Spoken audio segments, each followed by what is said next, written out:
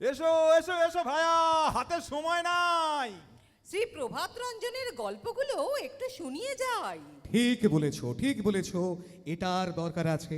এগুলো গল্প জ্ঞানের বিশাল ভান্ডার আমাদের কচি কাচাদের কাছে। যা শিখিনি কোনো কালে তাই শিখলুম এই তোবড়া গালে। গল্প তো শুধুই নয় এ ভায়া, এ লোকশিক্ষের কথা। গল্পের ভিতর ভরে দিয়েছেন বাংলার সব রসিকতা। ওই দেখো সব মারছে উঁকি গল্প শুনবে বলে। শিখিয়ে দাও সব প্রবাদগুলো গল্প বলার ছলে।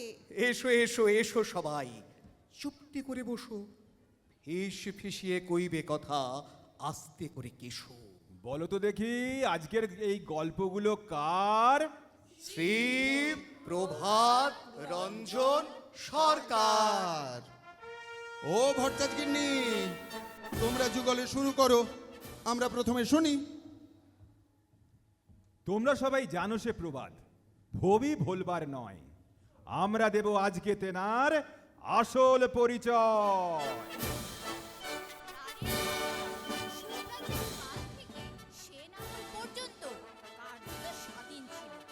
তবে গৌড়ের অর্থাৎ এখনকার বাংলার রাজাকে কিঞ্চিত নাজরানা অর্থাৎ ট্যাক্স দিতেন, অথবা নাজরানা না দিয়ে লিখিতভাবে বাংলার রাজার সার্বভৌমত্ব স্বীকার করে নিতেন।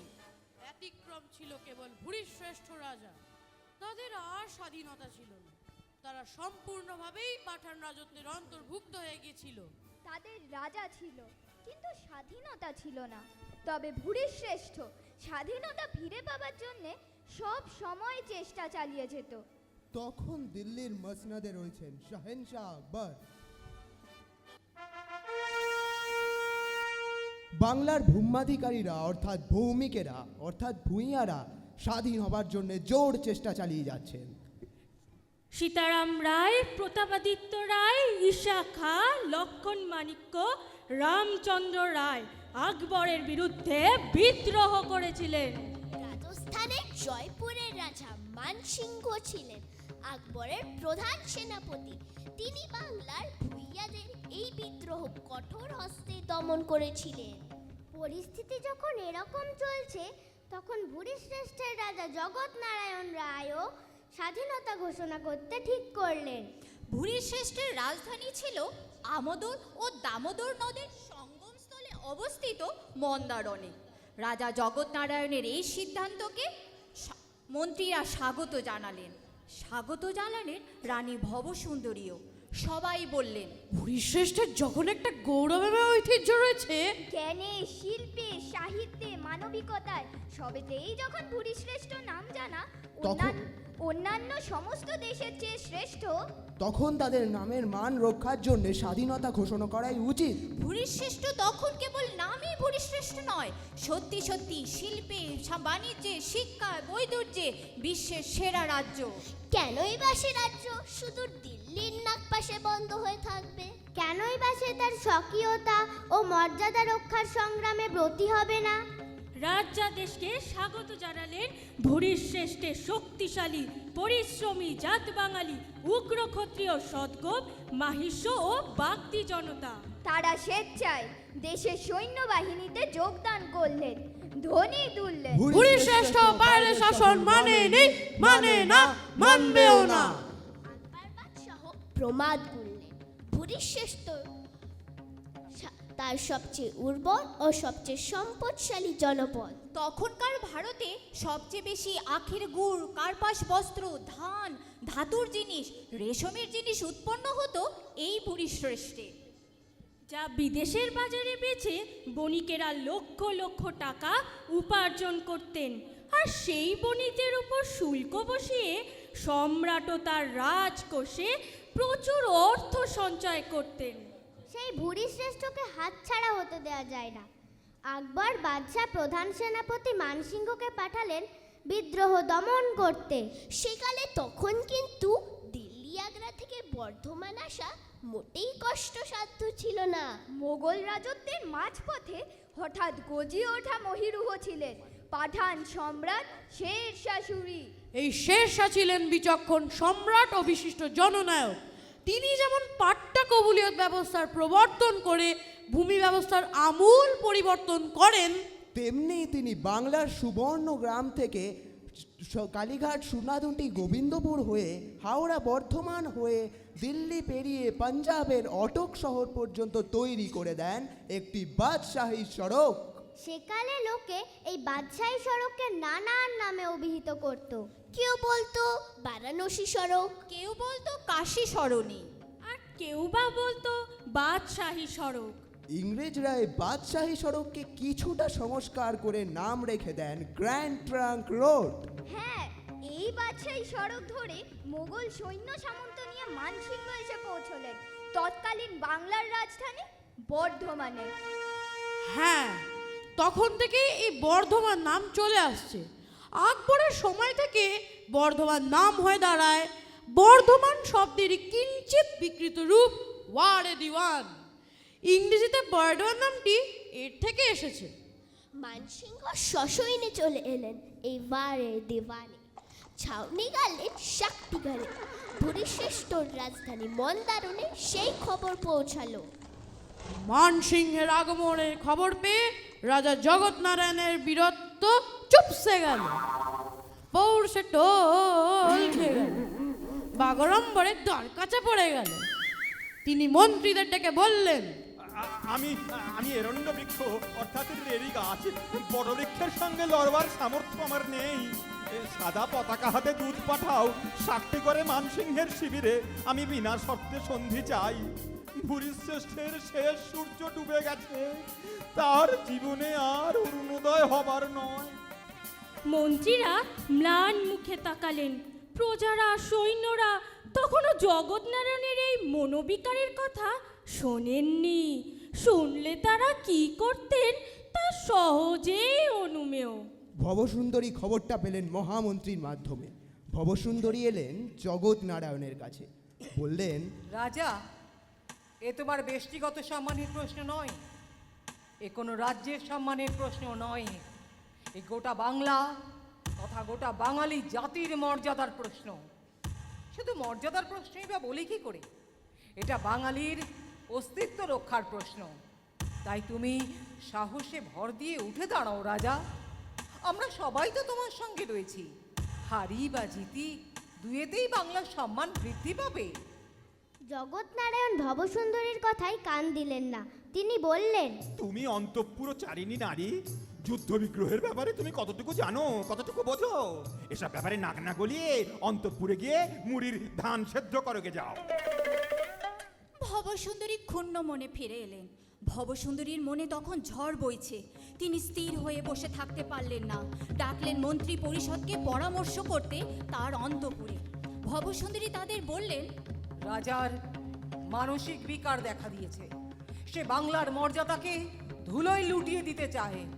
আমি রাঢ়ের মেয়ে, তোমরা রাঢ়ের সন্তান। গোটা বাংলার সম্মান আমার আর তোমাদের আচরণের ওপর নির্ভর করছে। এই অবস্থায় তোমরা কি নিয়ে কি করে তোমাকে অভ্যর্থনা জানাতে যাবে?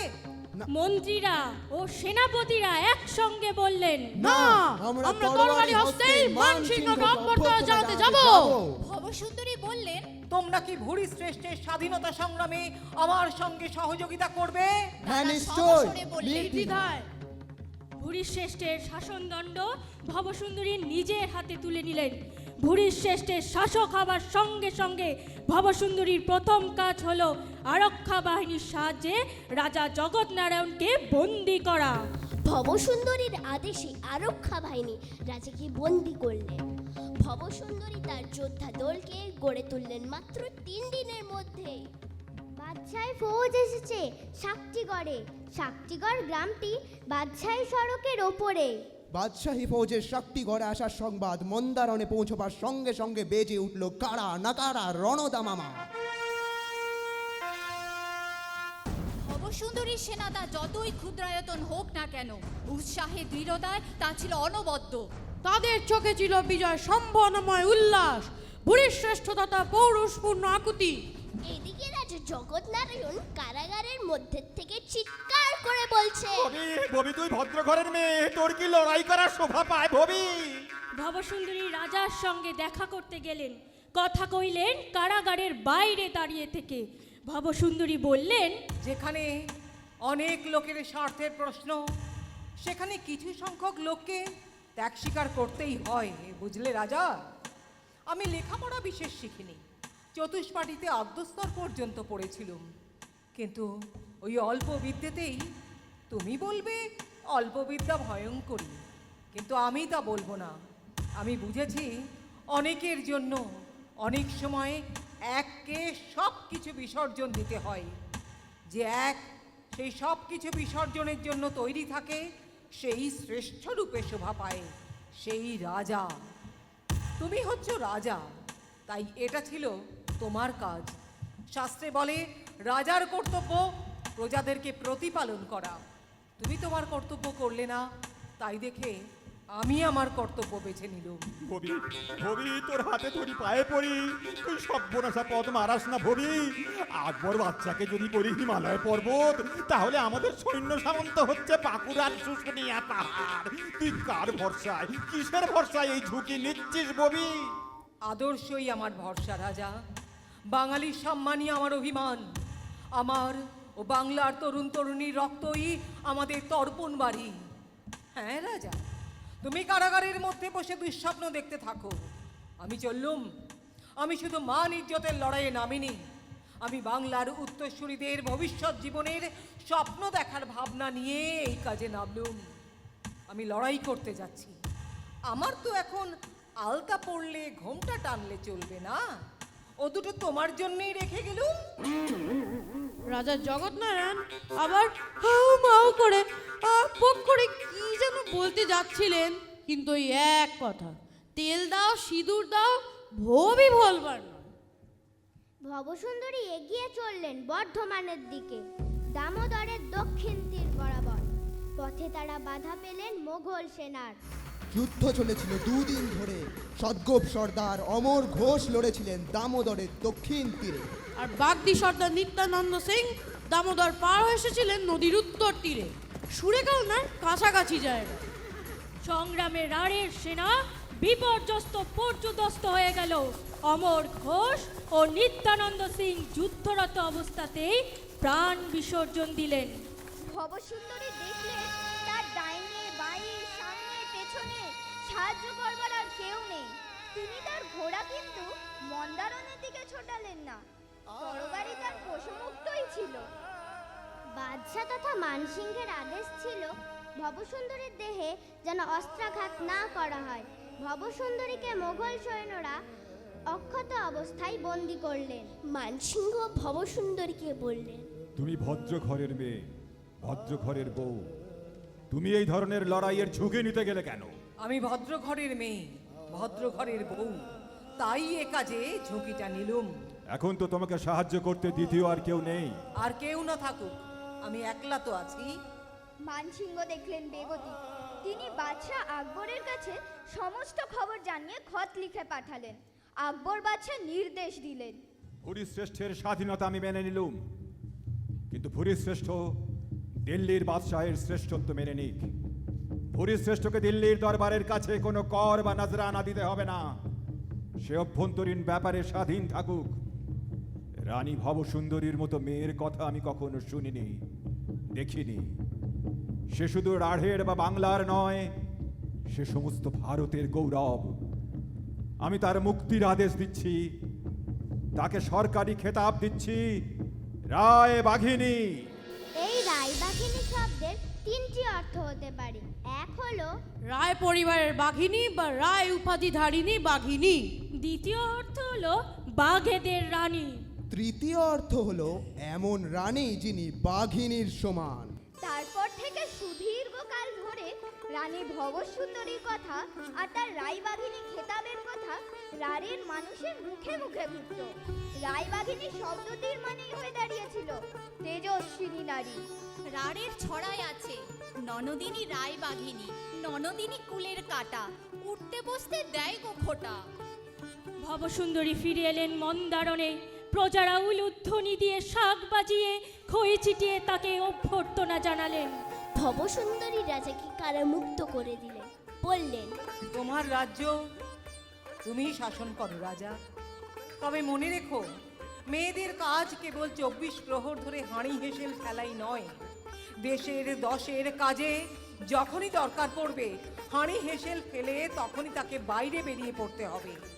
পুরুষকে সঙ্গে নিয়ে অথবা না নিয়ে জীবনের সংঘর্ষময় দিকটার মোকাবিলা করতে হবে। ঠিকই বলেছিস ভবি, আমার ভুল ভেঙে গেছে। তারপর সুদীর্ঘ 7 বছর জগৎনারায়ণ জীবিত ছিলেন। প্রতিটি গুরুত্বপূর্ণ ব্যাপারে তিনি ভবসুন্দরীর পরামর্শ নিতেন। বিশেষ করে দিল্লির বাদশাহ বা বাংলার নবাবের সঙ্গে যে কোনো পত্রালাপের সময় ভবসুন্দরীকে না জানিয়ে তিনি কোনো কিছুই করতেন না। শোনা যায় মরবার সময় ভবসুন্দরী নাকি বলে গেছিলেন, বাংলার মেয়েদের জন্য আমি যে গাছ আজিয়ে গেলুম সে গাছ যেন শুকিয়ে না মরে, সে গাছকে যেন কেউ কেটে নষ্ট না করে। আমি মরবার সময় এই কামনা করে যাচ্ছি যে ভবিষ্যতের বাঙালি মেয়েরা যেন আমাকে অনেক অনেক পিছনে ফেলে রেখে সামনের দিকে এগিয়ে যায়। তাদের গতি যেন ক্রমশ অরুণ সূর্যের নিকট থেকে নিকটতর হতে থাকে। সম্রাট আকবরের পরে বাদশাহ জাহাঙ্গীর ভূরিশ্রেষ্ঠ রাজ্যকে মোগল সাম্রাজ্যের অন্তর্ভুক্ত করে নিলেন। সেই সময়কার বাংলায় আর কোনো ভবসুন্দরী আর কোনো রায়বাঘিনী ছিল না যে ভূরিশ্রেষ্ঠে মোগল সাম্রাজ্যের অন্তর্ভুক্তির বিরোধিতা করবে। ভূরিশ্রেষ্ঠ কোথায় যেন হারিয়ে গেল। জাহাঙ্গীর বাদশাহ ভূরিশ্রেষ্ঠকে কয়েকটি পরগনায় বিভক্ত করলেন। তার মধ্যে শরীফাবাদ অর্থাৎ বর্ধমান পরগনা, জাহানাবাদ অর্থাৎ আরামবাগ পরগনা বিশেষভাবে উল্লেখযোগ্য। ভূরিশ্রেষ্ঠ বা ভূরসুত ইতিহাসে ছেঁড়া পাতায় রয়ে গেলই বা বলে কি করে? তার নাম যে কালিতে লেখা হলো সে কালিও যেন খুবই অস্পষ্ট। সেদিনকার প্রাণোচ্ছল জীবন কল্লোল ভূরিশ্রেষ্ঠ অন্ধকারের আবর্তে হারিয়ে গেল।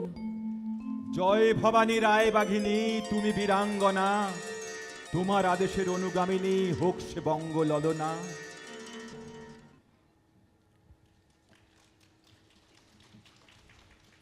ও ঘোষ দাদা, কি ঘোষণা করবে তুমি? শুইছে না কো তর? যা কিছু আছে তোমার ঝুলিতে বলে ফেলো। দেশের দশের কথা ভেবে শোনাবো কাহিনী। তোমরা বাবু রাগ করোনি, অপরাধ নিওনি।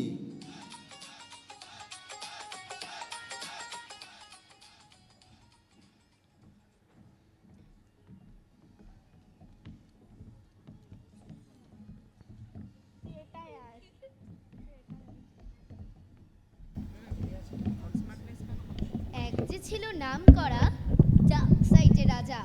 রাজার নাম ছিল কুলবন্ত সিং। সবাই তাকে মানত। তার ভয়ে বাঘে গরুতে এক খাটে জল খেত। তার দেউড়িতে রকমারি জমকালো পোশাক পরা ইয়াব বড় গোঁফওয়ালা 6 ফুট লম্বা দারোয়ানেরা দাঁড়িয়ে থাকত। দারোয়ানদের যে প্রধান তার নাম ছিল খুশবন্ত সিং। একদিন খুশবন্ত সিং বন্দুক কাঁধে নিয়ে দেউড়িতে পাহারা দিতে দিতে দূর থেকে দেখতে পেলে রাজবাড়ির ধোপা ছব্বুলাল রজো ঠেলা গাড়িতে করে কাপড়ের বস্তা নিয়ে আসছে। তার মাথাটা মুড়োনো।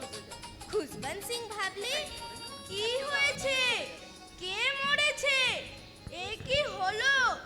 ছব্বুলাল রজো কেন মাথা মুড়োলো? ছব্বুলাল কাছে আসতে খুশবন্ত সিং তাকে শুধলে, হ্যাঁ ভাই ছব্বুলাল, ন্যাড়া হয়েছো কেন? ছব্বুলাল তখন কান্নায় ভেঙে পড়ল। সে বললে, তুমি শোনোনি? আমার পাড়া প্রতিবেশী সবাই কাঁদছে, অঝরে কাঁদছে। খবরের কাগজে নিশ্চয়ই বেরিয়েছে গন্ধর্ব সিং আর ইহলোকে নেই।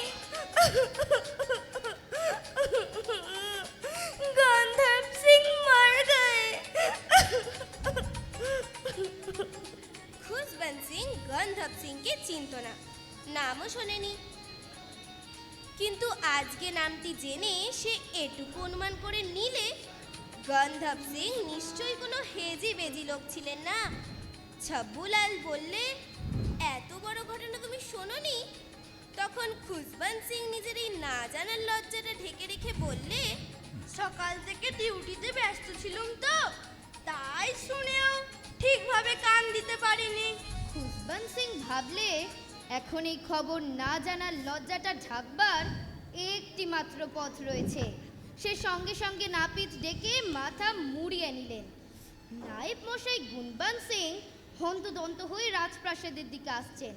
সকালের দিকে কলে জল আসেনি, তাই চান করতে একটু দেরি হয়ে যাওয়ায় অফিসে দেরি হয়ে গেছে। নায়েব গুণবন্ত সিং দেউড়ির একটু দূর থেকে দেখতে পেলে যে দারোয়ান খুশবন্ত সিং মাথা ন্যাড়া করছে। সে ভাবলে, কি হয়েছে? কি মরেছে? এ কি হলো? খুশবন্ত সিং দারোয়ান কেন মাথা মোড়লো? কাছে এসে সে খুশবন্ত সিংকে শুধলে, হ্যাঁ ভাই খুশবন্ত সিং, কি ব্যাপার হয়েছে? ন্যাড়া হয়েছো কেন? খুশবন্ত সিং বললে, আজকের খবরের কাগজ পড়তে সময় পাননি বোধহয়। দেশ বরেণ্য নেতা গন্ধব সিং আর আমাদের মধ্যে নেই। ওরকম মহান মানুষটির জন্য কি আর করতে পারি, তাই মাথা মুড়িয়ে শ্রদ্ধা জানাচ্ছি। খুশবন্ত সিং এর দু চোখ ছল ছল করে উঠল। নায়েব মশাই আর দরবারে না গিয়ে প্রথমে নাপিত ডেকে মাথা মুড়িয়ে নিলেন, তারপর দরবারে চললেন।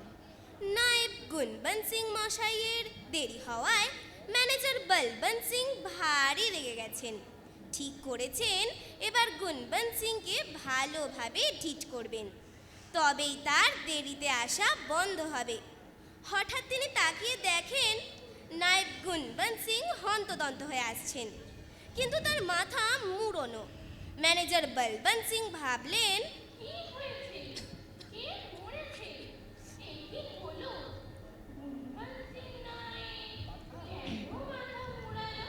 নায়েব মশাই কাছে আসতেই বলবন্ত সিং শুধলেন। নায়েব মশাই বললেন, আজকের খবরের কাগজের সবচেয়ে বড় খবরটা হচ্ছে গন্ধব সিং এর তিরোভাব। আপনি কাগজ পড়েননি?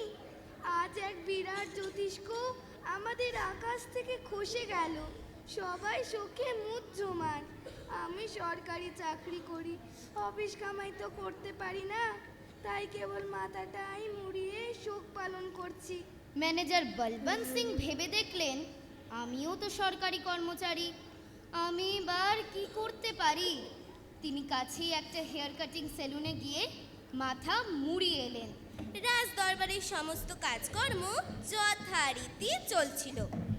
এমন সময় ম্যানেজার বলবন্ত সিং কতগুলি জরুরি ফাইল নিয়ে মন্ত্রী হনুমান সিং এর খাস কামরায় ঢুকলেন। মন্ত্রী মশাই মণ্ডিত মুস্তক ম্যানেজার বলবন্ত সিংকে দেখে ভাবলেন, কি হয়েছে? কি মরেছে? এ কি হলো? বলবন্ত সিং ম্যানেজার কেন মাথা মুড়লো? ম্যানেজার ফাইল নিয়ে মন্ত্রী মশাইয়ের পাশে এসে দাঁড়াতেই একটু সমবেদনার ভাষাতে মন্ত্রী হনুমান সিং শুধলেন, হ্যাঁ ম্যানেজার সাহেব, বাড়িতে কোনো অঘটন ঘটেছে কি? ম্যানেজার বলবন্ত সিং বললেন,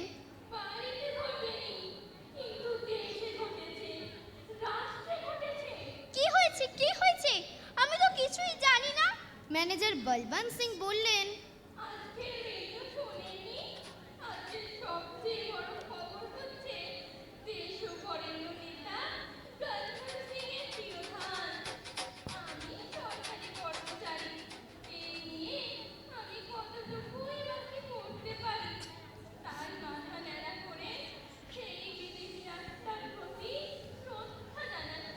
মন্ত্রী হনুমান সিং বললেন, আহা, এ কি হলো? এই কি হলো? দিনের বেলায় ধূমকেতুর পতন হলো, দিনের বেলায় উল্কাপাত হলো। আপনার ফাইল একটু পরে দেখবো, আগে মাথাটা মুড়িয়ে আসি। মন্ত্রী মশাই তাড়াতাড়ি মাথা মুড়িয়ে নিলেন। রাজ দরবারের সমস্ত কাজই সেদিন একটু বিলম্বিত হয়ে গেল। যাই হোক, একটু দেরি করে মন্ত্রী যখন রাজা কুলবন্ত সিং এর কাছে এসে দাঁড়ালেন, প্রথমে তো রাজা তাকে দেখে ভাবলেন, কি হয়েছে? কে মরেছে? এ কি হলো? হনুমান সিং মন্ত্রী কেন মাথা মুড়লো? তারপর মুখে জিজ্ঞেস করলেন, মন্ত্রী সাহেব হনুমান সিং, কোথায় কি অঘটন ঘটেছে আমায় বলুন। রাজার কথায় গভীর সমবেদনা, উৎকণ্ঠার সুর। মন্ত্রী হনুমান সিং বললেন, জাহাপানা, আজকে টেলিভিশন দেখেননি, শোনেননি? আজকের বড় খবর তো ওটাই। রাজামশাই ব্যস্ত সমস্ত হয়ে বললেন, কি ব্যাপার হনুমান সিং, কি খবর? তাড়াতাড়ি বলুন, আমার ধৈর্যের বাঁধ ভেঙে যাচ্ছে। মন্ত্রী হনুমান সিং বললেন, দেশপ্রিয় নেতা, সর্বজন শ্রদ্ধেয়, সর্বজন বরেণ্য, শ্রীযুক্ত গন্ধর্ব সিং আর আমাদের মধ্যে নেই। আর তিনি সম্পদে বিপদে আমাদের পাশে এসে দাঁড়াবেন না। তিনি অমূল্যকে চলে গেছেন। এত বড় সর্বনাশ, অথচ জনসংযোগ বিভাগ আমাকে কিছুই বলেনি। যাই হোক, আমি আমার প্রাথমিক কর্তব্যটা সেরে নিই। রাজামশাইয়ের খাস নাপিত দরবালিলাল এসে তার মাথাকে ন্যাড়া করে দিয়ে গেল। তারপর রাজামশাই মন্ত্রীমশাইকে শুধলেন, রাজ্যের পক্ষ থেকে আমরা আর কি করতে পারি? মন্ত্রী হনুমান সিং বললেন, মহারাজ, আমরা 1 সপ্তাহ রাষ্ট্রীয় শোক দিবস পালন করতে পারি। মহারাজ বললেন, উত্তম প্রস্তাব।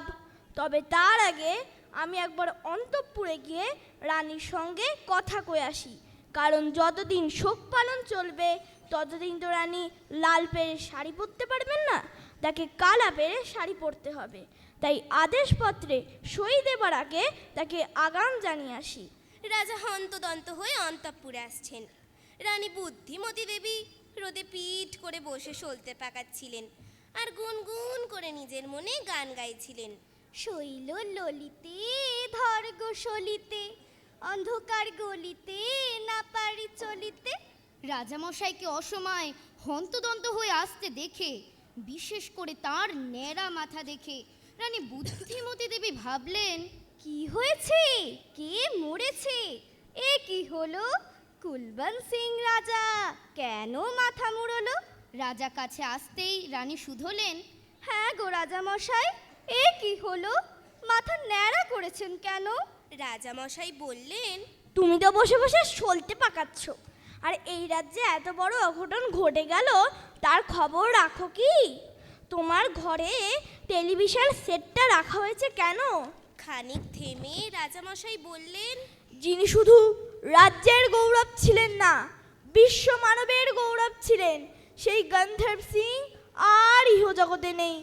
আমাদের সকলকে কাঁদিয়ে শোক সাগরে ভাসিয়ে তিনি দিব্যলোকে প্রস্থান করেছেন। বড় দুঃখের কথা তো গো। তাই আমরা 1 সপ্তাহ রাষ্ট্রীয় শোক পালন করব। তা আমায় কি কি করতে হবে বলুন, আমি তাই করব। এই 1 সপ্তাহ তুমি লাল পেরে শাড়ি না পরে কালো পেরে শাড়ি পরে থাকবে। তা নিশ্চয়ই করব, তা নিশ্চয়ই করব। দেখো, আরও ভালো হয় যদি তুমিও আমার মতো মাথা ন্যাড়া করো। রানী তখন অ্যালবার্ট ছাটের খোপাটার ওপর আলতোভাবে হাত বুলিয়ে নিয়ে বললেন, খোপা সমেত মাথা মুড়োতে হবে? লোকে বেশি প্রশংসা করবে যদি খোপা সমেত মাথা মুড়ানো হয়। রানী প্রমাদ গুনলেন, এমন সাধের খোপাটাও মুড়োতে হবে?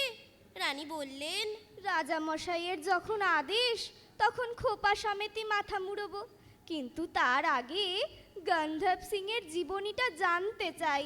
গন্ধর্ব সিং ডাক সাইতে নাম, এর বেশি আর কি আছে? আর কি চাই? রাজামশাই, আপনি অনেক কিছু জানেন। আপনি 3টে বিষয় এমএ, আর আমি মাত্র একটা বিষয় মনস্তাত্ত্বে এমএ। সুতরাং আপনার প্রগাঢ় পাণ্ডিত্যের সঙ্গে আমার বিদ্যার তুলনা হয় না। দয়া করে আমায় গন্ধর্ব সিং এর সংক্ষিপ্ত জীবনীটা জানিয়ে দিন। রাজামশাই তখন ফাঁপড়ে পড়লেন। তিনি আমতা আমতা করে বললেন, খুঁটিনাটি কিছু তো জানি নে, বলতে পারবো না। আমাকে মন্ত্রী হনুমান সিং বলেছে। বেশ, হনুমান সিংকেই তবে ডাকুন মহারাজ। মন্ত্রী হনুমান সিং এলেন। তারও ওই দশা। তিনি আমতা আমতা করে বললেন, আমিও ঠিক জানি না। আমাকে ম্যানেজার বলবন্ত সিং বলেছেন। ডাকা হলো ম্যানেজার বলবন্ত সিংকে। সে আমতা আমতা করে বললে, আমিও ঠিক জানি না। আমাকে নায়েব গুণবন্ত সিং বলেছে। ডাকা হলো নায়েব গুণবন্ত সিংকে। তারও একই দশা। সে বললে, আমিও ঠিক জানি না। আমার দারোয়ান খুশবন্ত সিং বলেছে। এবার ডাকা হলো দারোয়ান খুশবন্ত সিংকে। সেও তোতলাতে তোতলাতে বললে, আমিও ঠিক জানি না। আমাকে রাজা ছব্বুলাল বলেছে। রাজা বললেন, আনো ছব্বুলালকে। রাজার পাইকেরা ছব্বুলালকে ধরে আনতে গিয়ে বেঁধে আনলে। ছব্বুলাল রাজার সামনে এসে কান্নায় ফেটে পড়ল। রাজা বললেন, দেখো ছব্বুলাল, এই গন্ধর্ব সিং এর মৃত্যু শুধু রাষ্ট্রের পক্ষেই নয়, গোটা বিশ্বের পক্ষেই একটা মর্মান্তিক ঘটনা। আমরা শোকাভিভূত। তুমি যদি তার সম্বন্ধে কিছু জানো বলো। ছব্বুলাল কাঁদতে কাঁদতে বললে, এখন আমার পাড়ার সবাই কেবল কাঁদছে। গন্ধর্ব সিং এর অকাল বিয়োগে তাদের বুকে ভাজন খসে পড়ছে। এ কথা ভাবতেও পারছি না যে গন্ধর্ব সিং মার গায়ে। রাজামশাই বললেন, সবই বুঝলুম। আমরাও শোকে অভিভূত। গন্ধর্ব সিং আমাদের সকলকে শোক সাগরে ডুবিয়ে চলে গেছেন। আমরা তার শোকে মাথা মুড়িয়েছি। দরকার পড়লে আরো 1000 বার মুড়ব, কিন্তু গন্ধর্ব সিং এর পরিচয়টা জানতে চাই। ছব্বুলাল কাঁদতে কাঁদতেই বললে, মহারাজ, সর্বনাশ হয়েছে। এর থেকে বড় ক্ষতি আর হতে পারে না। গন্ধর্ব সিং এর কি আর পরিচয় দেব? গন্ধর্ব সিং ছিল আমার প্রাণোদিক প্রিয় গাধাটার নাম। তার অকাল বিয়োগে আজ আমাকে ঠেলা গাড়িতে করে কাপড়ের বস্তা আনতে হচ্ছে। আমার কথাটি ফুরলো, নটি গাছটি মুড়লো। বলো তো তোমরা সবাই মিলে এখন করবে কি? বসাবো সঠিক রাজা মন্ত্রী। প্রতিজ্ঞা করেছি, রানীর মতো বুদ্ধি হবে, থাকবে না গো ক্লেশ। গন্ধর্ব সিং মারা গেলেও চলবে ভালো দেশ। নমস্কার। ও দিদি ভাই সরকার, তোমাকেই যে দরকার, চলে এসো তাড়াতাড়ি। সরকার যখন বলেই দিলে, পিছুপা হবে না। গল্প আজকে শুনিয়ে যাব, ভাঙবো তবু মচকাবো না। হ্যালো। একজন বাংলাভাষী জমিদারের শখ হয়েছিল উর্দু ভাষী সাজবার। তিনি তার গ্রামের লোককে বোঝাবার চেষ্টা করতেন যে তার পূর্বপুরুষেরা আসলে উর্দু ভাষী। গ্রামের লোকেরা সামনে কিছু না বললেও আড়ালে বলা বলি করতো, এরা 14 পুরুষ ধরে তো এখানকারই লোক। ভদ্রলোক শেষে তার উর্দু বনেদিপনা দেখাবার জন্য শহরে একটা বাড়ি কিনলেন। শহরে প্রতিবেশীদের বোঝাবার চেষ্টা করলেন তারা পশ্চিম দেশীয়, অর্থাৎ উর্দু ভাষী, তবে বাংলা ভি থোড়া বহুত জানেন। একদিন জমিদার সাহেবের বাড়িতে একটা শোকের ঘটনা ঘটে যাওয়ায় বাড়ির মেয়েরা বাংলা ভাষায় মরা কান্না জুড়ে দিল। জমিদার সাহেবের আশার গোড়ে বালি পড়ল। পাড়ার লোকেরা এসে বললে, আপনার বাড়ির মেয়েরা বাংলা ভাষায় কাঁদছেন কেন? জমিদার সাহেব বললেন প্রথমে উর্দুতেই কাঁদছিল, তারপর আমি বললুম যে উর্দুতে কাঁদলে বঙ্গাল মুলুকের লোকেরা ভাববে তোমরা উর্দুতে শাদির গান গাইছো, তাই বাংলায় কি করে মরা কান্না কাঁদতে হয় আমি ওদের শিখিয়ে দিয়ে এলুম। তা মন্দ কাঁদছে না। পাড়ার লোক তো শুনে তারা বুঝে নিল জমিদার সাহেব সাহেব একটি আস্ত মজনতালি সরকার।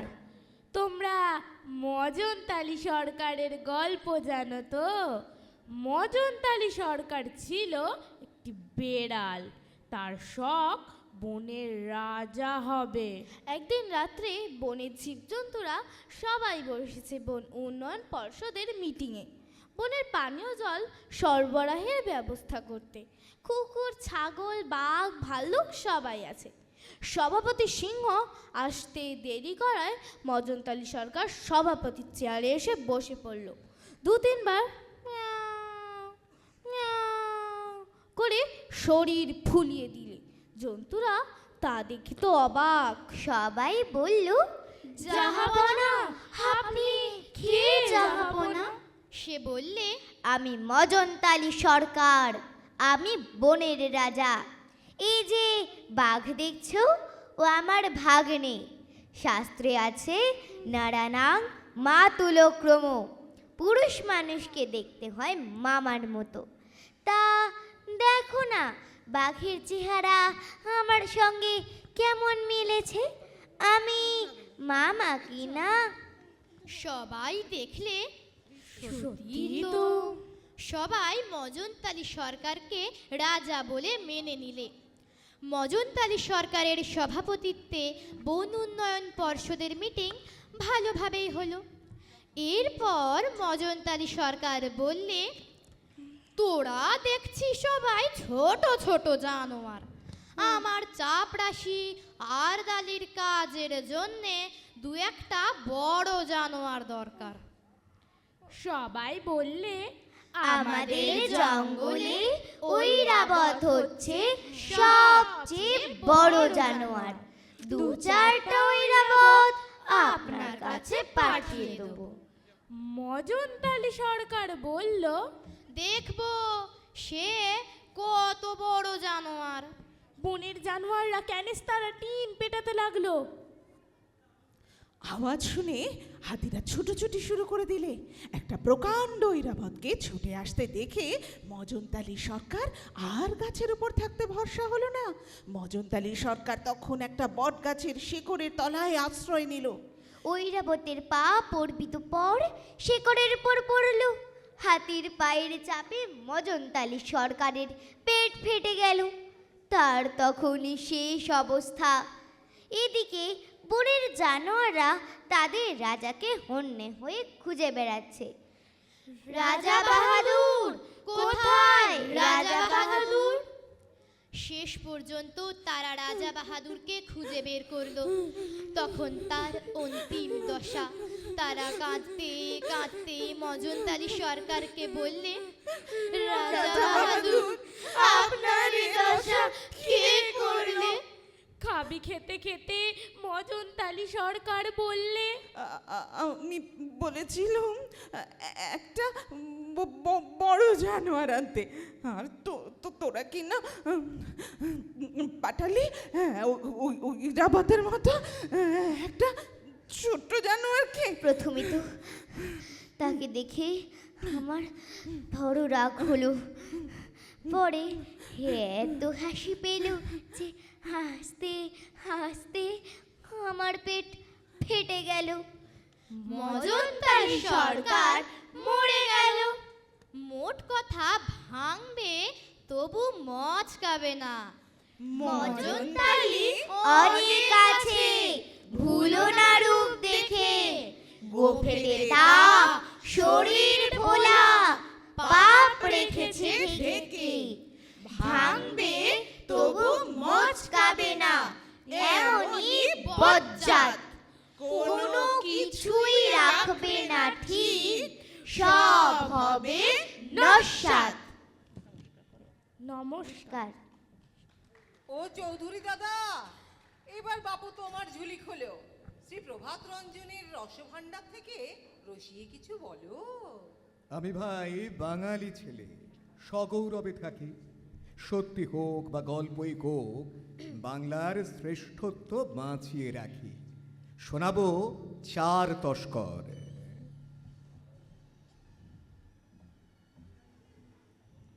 একবার চূড়ামণি যোগে চার তস্কর কাশীতে এসে মিলিত হয়েছিল।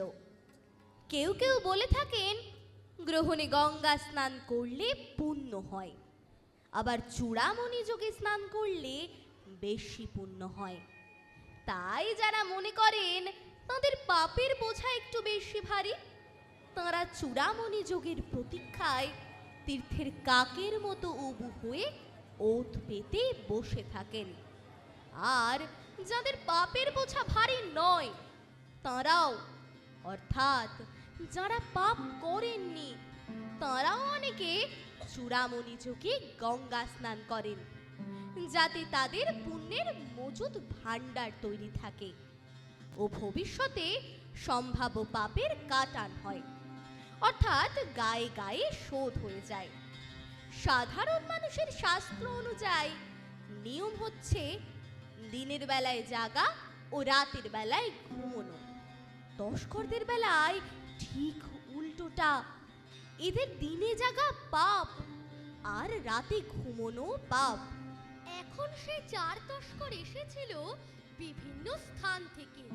প্রথমজন এসেছিল লাহোর অর্থাৎ লবপুর থেকে, দ্বিতীয়জন এসেছিল পেশোয়ার অর্থাৎ পুরুষপুর থেকে, তৃতীয়জন এসেছিল সমুদ্র তীরবর্তী শহর তুতিকোরিন, যা কিনা অন্যতম লবণ উৎপাদন কেন্দ্র সেখান থেকে, আর চতুর্থজন এসেছিল কলকাতা থেকে। তবুও তাদের একে অপরকে চিনে নিতে ও ভাব করে নিতে সময় লাগেনি। কথায় আছে রতনে রতন চেনে, সরে চেনে কচু।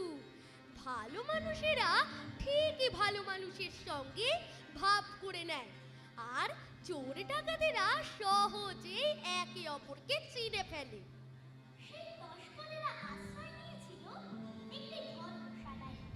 ওরা বললে, দেখ ভাই, রাতটা তো জেলে কাটাতে হবে। এক কাজ করা যায়, এক এক করে আমরা চারজনই মুখরোচক গল্প বলে যাই। একজনে যা বলবে, বাকি তিনজনকে তা সত্য বলে মেনে নিতে হবে। কেউ যদি সত্যতা চ্যালেঞ্জ করে, সঙ্গে সঙ্গে তাকে 2000 টাকা জরিমানা, নগদ নারায়ণ গুনে দিতে হবে। চোরেরা গল্প শুরু করলে। প্রথমে এক নম্বর চোর গল্প বলা শুরু করলে। সে বললে, জানো ভাই, আমার পূর্বপুরুষদের 1 কোটির মতো ভৈষ ছিল। 1 কোটির মতো বললুম এই কারণে যে যথার্থ সংখ্যাটা কত ছিল তা আমার পূর্বপুরুষেরা কেউ গুণে শেষ করতে পারেননি। বুঝলে ভাই, যেন সেই আকাশের তারা গোনার মতো।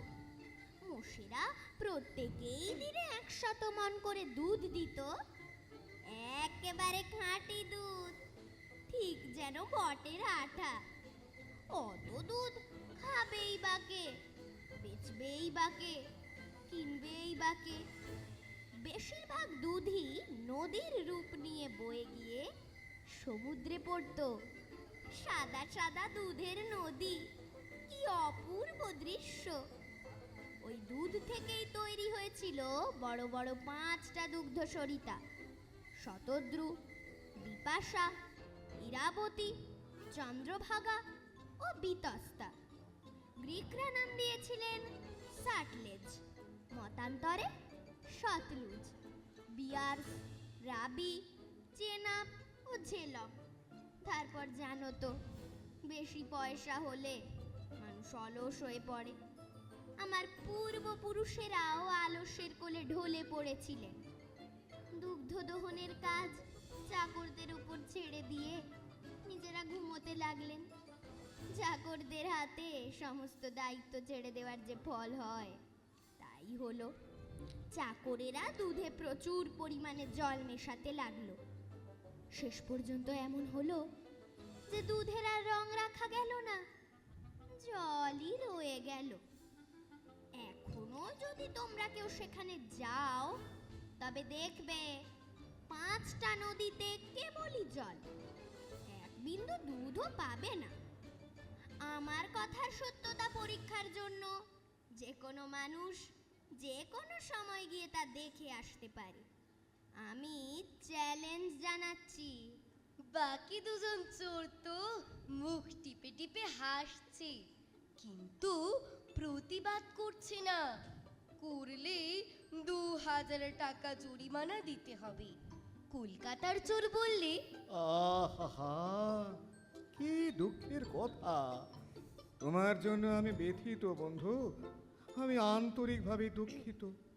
যে বাড়ির মোষেদের দুধে অমন 5-5টা নদী তৈরি হয়েছে, সেই বাড়ির ছেলেকে আজ ভাগ্যের বিড়ম্বনায় কাঁচি কাতে রাস্তায় নামতে হয়েছে। একেই বলে অদৃষ্টের পরিহার। অন্য চোরেরা ভাবলে কলকাতার চোরটা নিরেট মুখ্য। এবার 2 নম্বর চোর গল্প বলা শুরু করলে। সে বললে, আমার পূর্বপুরুষদের মোষ ছিল কিনা সে বিষয়ে কোনো ঐতিহাসিক নথিপত্র নেই। হিউয়েনসাং, মেগাস্থিনিস, ফাহিয়েন কেউই এ সম্বন্ধে কিছু লিখে যাননি। তবে শুনেছি তাঁরা সবাই এক বাক্যে বলেছেন আমার পূর্বপুরুষদের ছিল কয়েক কোটি বক্তক, মানে পাতি হাঁস। হাঁসগুলি আকারে ছিল আজকালকার হাঁসের চেয়ে কিছুটা বড়। তোমরা শুনেছ তো সুবৃহৎ টাইটানিক ও নরম্যান্ডি জাহাজের কথা? সেগুলো নাকি 7-8 তলা বাড়ির সমান উঁচু ছিল। আমাদের পাতি হাঁসগুলো সকালে সন্ধ্যায় একটা টাইটানিক নরম্যান্ডি জাহাজ খেয়ে নাস্তা সারত, খেত 1 গরাসে গিলে। তা যাই হোক, সেই পাতি হাঁসগুলো যখন ওই 5টা নদীতে চড়ত, দেখে মনে হতো যেন নদীগুলোতে কোটি কোটি যুদ্ধ জাহাজ ভেসে চলেছে। তোমরা সেকেন্দার শাহ মানে আলেকজান্ডারের নাম শুনেছ তো? তিনি তো মগধ জয়ের জন্য এসেছিলেন, কিন্তু বেশি দূর এগোলেন না কেন? যারা ইতিহাস কম জানে তারা বলে তিনি পুরুর বীরত্বে বিমোহিত হয়ে আর এগোননি। কেউ কেউ বলে তিনি রাঢ়ী বাঙালির বীরত্বের কথা শুনে আর এগোননি। কিন্তু আসল ব্যাপারটা তা নয়। ওই 5টা নদীতে ভাসমান বকটকগুলোকে দেখে যুদ্ধ জাহাজ মনে করে অ্যাবাউট টার্ন করেছিলেন। হ্যাঁ, অত হাঁসের ডিম রাখা যায় কোথায়? ডিমগুলো সাজিয়ে রাখা হতো দৈর্ঘ্যে 2500 মাইল ধরে, আর সেই সাজানো ডিমের উচ্চতা ছিল 5 মাইলের বেশি। সেই সাজানো ডিমের সুউচ্চ পাহাড়কে বলা হতো ডিমালয়। কোনো একজন নামজাদা ভাষাতাত্ত্বিক বলেছিলেন প্রাচীন তিব্বতে নাকি ডকে হ উচ্চারণ করা হতো, তাই ডিমালয়ের তদ্ভব হয়ে দাঁড়িয়েছে হিমালয়। অবশ্য এ ব্যাপারে দ্বিমত আছে, জানো তো, পণ্ডিতে পণ্ডিতে মতভেদের অন্ত নেই। কেউ কেউ বলে ওই সুউচ্চ ডিমের পাহাড়ে তা দেবার জন্য তাদের মাথার উপর বিরাট বিরাট আকারের মুরগি বসিয়ে রাখা হতো। মুরগিকে অস্ট্রিক ভাষায় শিম বলা হয়, তাই ওই উচ্চ পাহাড়কে বলা হতো হিমালয়। কোনো একজন নামজাদা ভাষাতাত্ত্বিক আমাকে বলেছিলেন সিলেটি বাংলায় শকে হ উচ্চারণ করা হয়, তাই হিমালয় হয়ে দাঁড়িয়েছে হিমালয়। তোমরা মহাপ্রভু চৈতন্যদেবের কথা শুনেছ তো? তিনিও এর স্বীকৃতি দিয়েছেন। তিনি একাধিকবার পায়ে হেঁটে নবদ্বীপ থেকে মণিপুর গেছিলেন, পথে পড়ে সিলেট। তিনি যখন নবদ্বীপে ফিরে এলেন, সেখানকার লোকেরা তাঁকে ঘিরে ধরে বললেন, মহাপ্রভু, ওদিকার গল্প কিছু বলুন।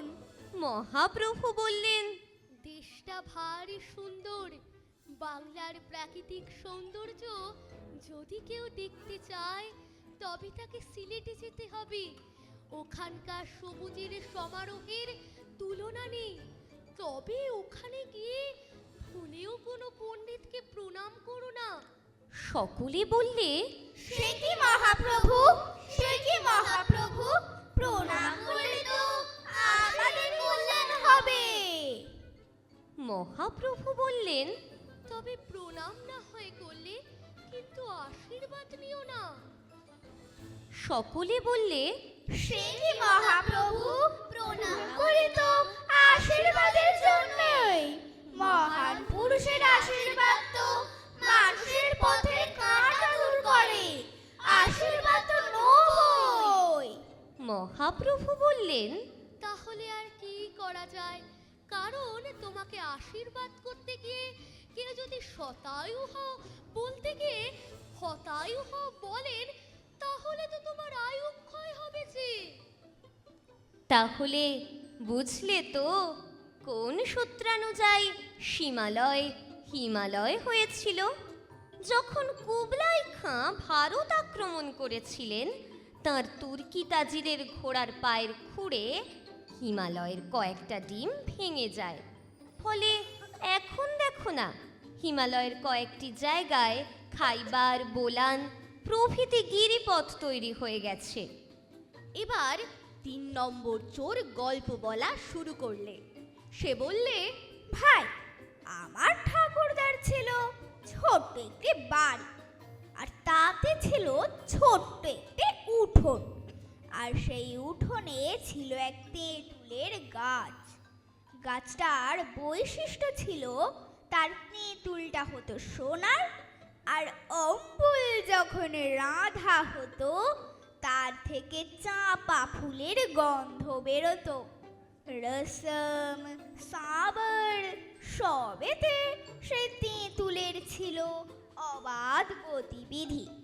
তারপর দুর্মতি হলে যা হয়, আমার ঠাকুরদা ভাবলেন, গাছের তেঁতুল যখন সোনার, তখন মাটির নিচে নিশ্চয়ই সোনার খনি আছে।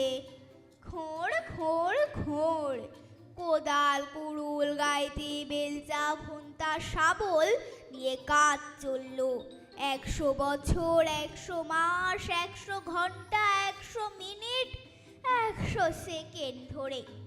গর্ত খোঁড়ার সঙ্গে সঙ্গে গাছটাও উপড়ে পড়ল। হা হতস্মি, কাকস্য পরিবেদনা। কোথায় সোনার খনি? বেরিয়ে এলো খানিকটা নোনা জল।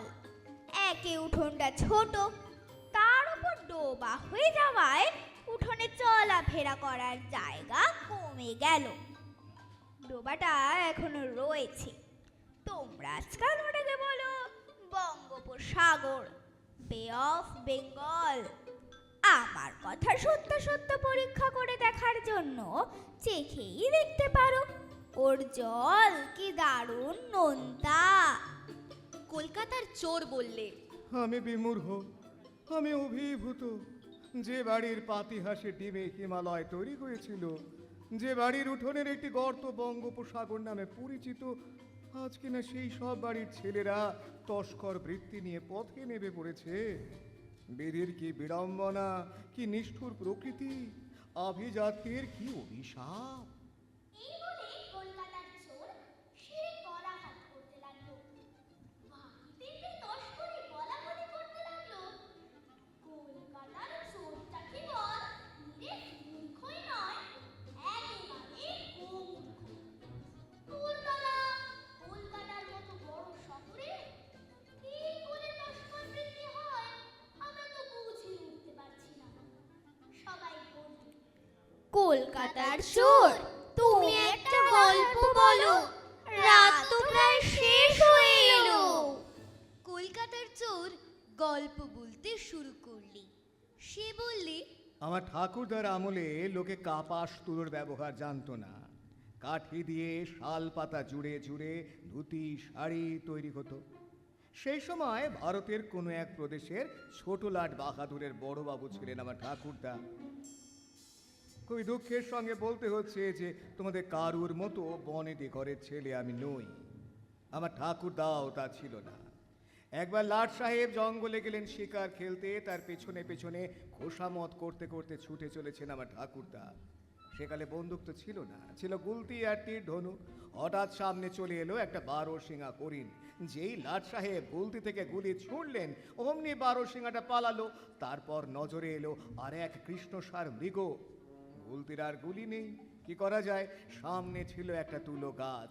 তুলো গাছ থেকে কালো বীজ তুলে নিয়ে লাট সাহেব কৃষ্ণসারটার দিকে তাক করে ছুড়লেন।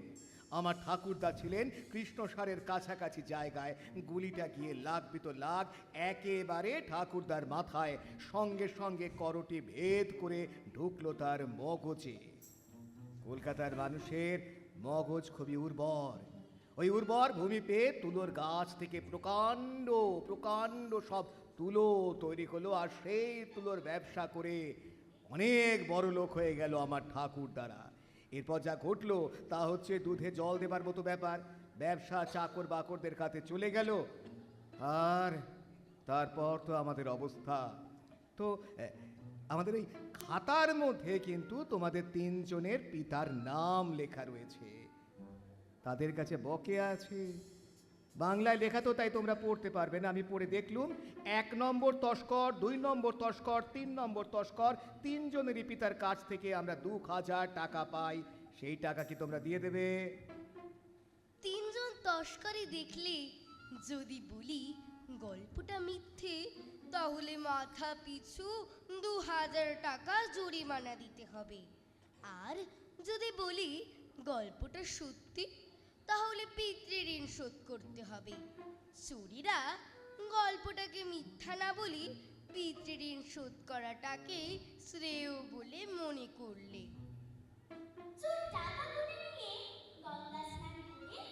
শিবের মাথায় ফুল বিল্লপত্র চড়িয়ে প্রথম নাম গাড়িতে কলকাতায় এলো। তস্কর আর খানিকক্ষণ ধরে মিটিং করে এই সর্ববাদী সম্মত সিদ্ধান্তে পৌঁছলো যে আগামী বছর যে অখিল ভারতীয় চোর ও ডাকু সম্মেলন হবে, তার সভাপতিত্ব করবার জন্য কলকাতার চোরটিকে আমন্ত্রণ জানানো হবে। তাহলে এই গল্প থেকে কি শিখলাম? যে সমাজেই থাকো তুমি, বুদ্ধি রেখো খাসা, কূটনীতিতে দক্ষ হয়েও সঠিক রেখো ভাষা। সবার কাছেই শেখার আছে, সাধু কিংবা চোর। জিততে হলে জীবন যুদ্ধে লাগাও বুদ্ধির জোর। আর ওদিকে শিব ডাকলেন পার্বতীরে, শোনো প্রিয়তমে, আসল ছেড়ে সবাই ছোটে নকল তীর্থধামে। বাঁচাও তোমার সন্তানদের, দেখাও সত্যের পথ, শিব শক্তির সাধনাতেই পূর্বে মনোরথ। পার্বতী তাই সাজলেন বুড়ি, শিবের আজ্ঞাকারী, ফিরিয়ে আনলেন সব ভক্তে, করলেন মোক্ষের অধিকারী। শোনাও তোমরা মহামায়ার অভিনয়। করি মহামায়া হইলেন বুড়ি, ডান কক্ষে ভাঙা নড়ি, বাম কক্ষে ঝুড়ি। তোমরা সেই মহামায়ার বুড়ির সাজবার গল্পটা শুনেছো? শিব কাশী তৈরি করলেন, মুড়ে শিবলোকে যাবার আশায় পাপীর পুণ্যার্থে দুয়ের ভিড় জমল সেখানে। পুণ্যবানের চেয়ে পাপের ভিড় বেশি হলো, কারণ পুণ্যবানেরা তোমাদের পুণ্যের জোরে স্বর্গ যেতে পারে। কিন্তু পাপীর কাশীতে মরা ছাড়া উপায় নেই। কাশীতে ভিড় উপচে পড়ে। বিষ্ণু ভক্তরা ব্যাসকে বললেন, আপনি বিষ্ণু ভক্তদের জন্য একটা হিললে করুন। কাশীর অন্য পারে ব্যাসদেব তৈরি করলেন ব্যাস কাশী। তিনি ঘোষণা করলেন, এখানে বললে লোকে বৈকুণ্ঠে যাবে। চারিদিক থেকে দলে দলে মানুষের ভিড় জমল। ব্যাস কাশীতে বাড়ির উপর বাড়ি, গাড়ির উপর গাড়ি, নিঃশ্বাস ফেলার জায়গা নেই, স্যানিটেশন ব্যবস্থা বিপর্যস্ত, দুধ কাঁচা তরকারির অভাব, পানীয় জলের সংকট, বেশ কাশি উপচে পড়ছে। শিব বললেন, পার্বতী, কি করা যায়? কাশি যে ফাঁকা হয়ে গেল, সবাই যে বেশ কাশিতে পাড়ি দিলে।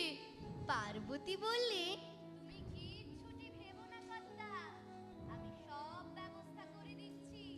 পার্বতী সাথে এক ফুটফুরি বুড়ি, মায়া করি মহামায়া হইলেন বুড়ি, ডান কক্ষে ভাঙা নুড়ি, বাম কক্ষে চুরি, ঝাপড় মাকড় চুল লাগিয়া দিশাদি, হাত দিলে ধুলা ওড়ে যেন কি আকারি, কোটরে নয়ন দুটি মিটি মিটি করে, চিবুকে মিলিয়া নাসা ঢাকিল ধরে, বাতে বাঁকা সর্বঙ্গ পিঠে কুজ ভার, অন্ন বিনা অন্নদার অস্থি চর্মসার, ডেঙ্গুর কুদেরিকি করে কিলিকিলি, কোটি কোটি কাল কোটারি রিলিবিলি।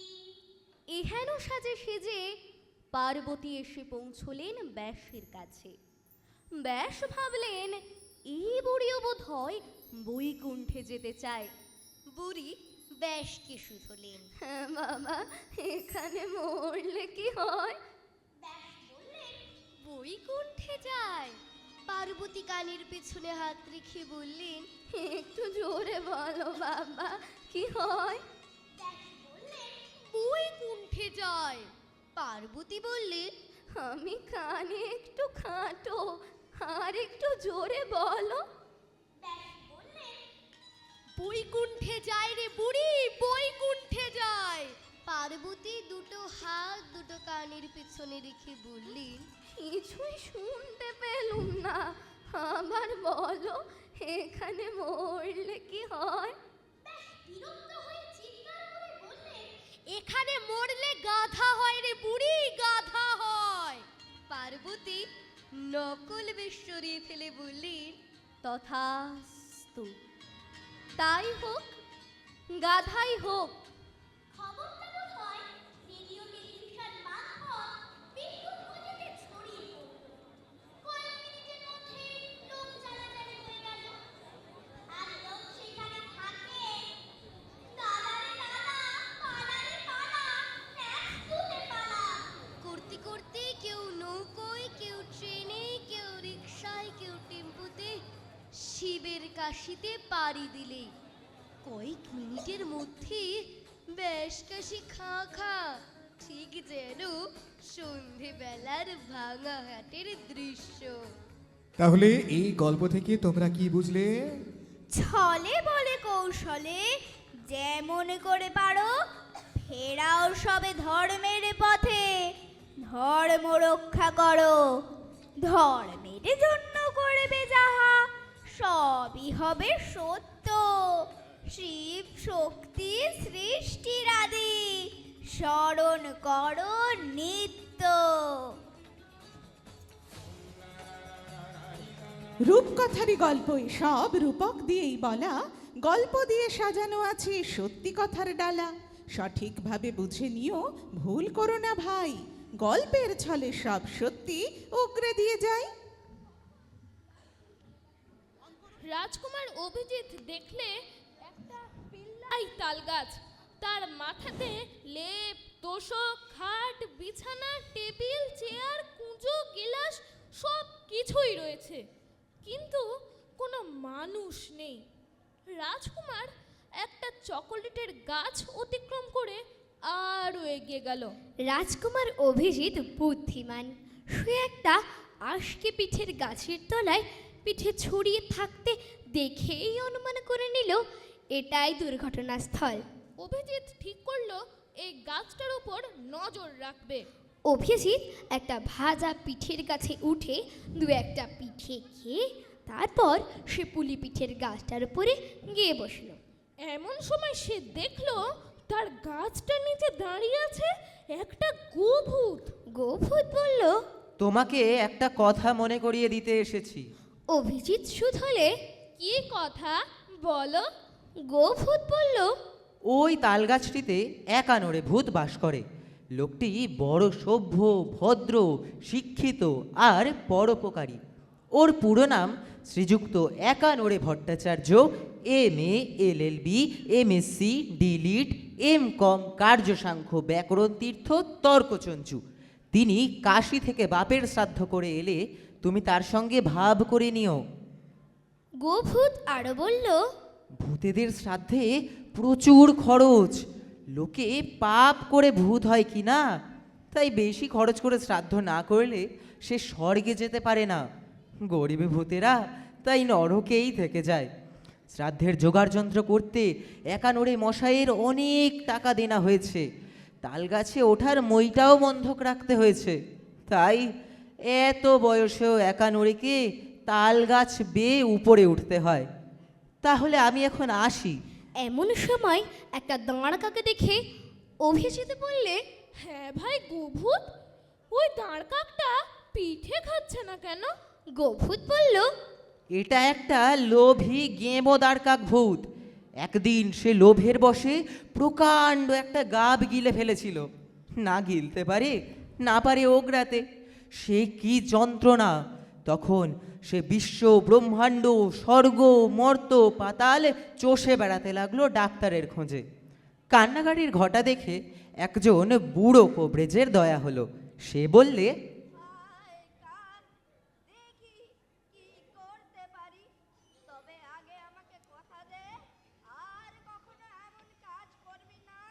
কাক বললে,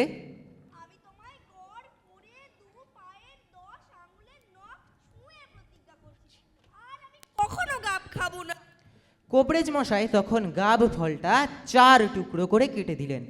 দাঁড়কাক উড়ে একটা গাব গাছে গিয়ে কোবরেজ মশাইকে বললে, গাব খাবো না, খাবো কি? গাবের মতন আছে কি? গাব গাব। কিছুদিন পরে গলায় গাব আটকে ওই দাঁড়কাকটা মরে কাক ভূত হলো। গোভূত আস্তে আস্তে চলে গেল। এমন সময় বিশাল দেখি একটা ভূতকে দেখে অভিজিৎ বলল, আপনি নিশ্চয়ই একা নড়ে দাদা। তা দাদা, আপনি তো শুনলাম কাশী থেকে পিতৃশ্রাদ্ধ সেরে এলেন। একা নড়ে বললে, সে আর পারলাম কোথায়? ব্রহ্মদত্তির কথায় আমি দেনা কর্য করে সব কিছুরই ব্যবস্থা করেছিলুম, কিন্তু কাশীর পুরোহিত বললে ভূতেদের সমাজের নিয়ম মল মাসে শ্রাদ্ধ হবে না, 1 মাস পরে হবে। অভিজিৎ বলল, কিন্তু আপনার কষ্ট দেখে আমার খারাপ লাগছে। একা নড়ে রাজকুমারের অনেক প্রশংসা করে বলল, এই দেখো না, আমি কলেজে পড়াতুম, টোলে পড়াতুম, কিছু কিছু কোবরেজিও করতুম। আমার কোবরেজি কারখানায় তৈরি বৃহৎ অট্টালিকা চূর্ণ আর স্বর্ণঘটিত সুবৃহৎ হস্তে ভস্য বটিকা মাসে লক্ষ লক্ষ টাকায় বিক্রি হতো। কিন্তু বুদ্ধি খারাপ হলে যা হয়, ওষুধে ভেজাল মেশাতে লাগলুম। তারপর ধীরে ধীরে আমার সব গেল। আমি আজ নিঃস্ব, রিক্ত, দুনিয়ার আবর্জনা। বহু পাপ করে আজ আমি একা নড়ে। জেনে রেখো রাজকুমার, মন্দ কাজের ফল কখনো ভালো হয় না, আর ভালো কাজের ফল কখনো মন্দ হয় না। একানুরের অনুতাপে দেখি রাজকুমারের চোখে জল আসছিল। রাজকুমার বলল, আপনার সম্বন্ধে গোভূতের কাছে অনেক প্রশংসাই আমি শুনেছি। একানুরে গোভূতের অনেক প্রশংসা করে বলল, ও জ্যান্ত অবস্থায় দিনে 250 মণ গরমা গরম ধোয়া ওঠা ক্ষীর দিত। সে ক্ষীরের কি স্বাদ, কি সুগন্ধ!